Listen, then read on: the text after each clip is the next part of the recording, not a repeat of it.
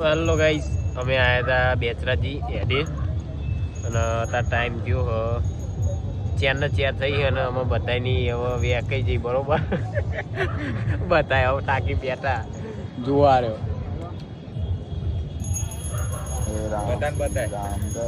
અને પબ્લિક જુઓ ખાલી તમે ફરતે બધાની વેકાઈ જઈએ. હવે કહું કે આપણા થાક લાગ્યો નહીં, આ તો ખાલી અમે આડા પડે ત્યારે બધા બેહીને આવ્યા હતા. બહુ આરામ કરી લીધો આપણે.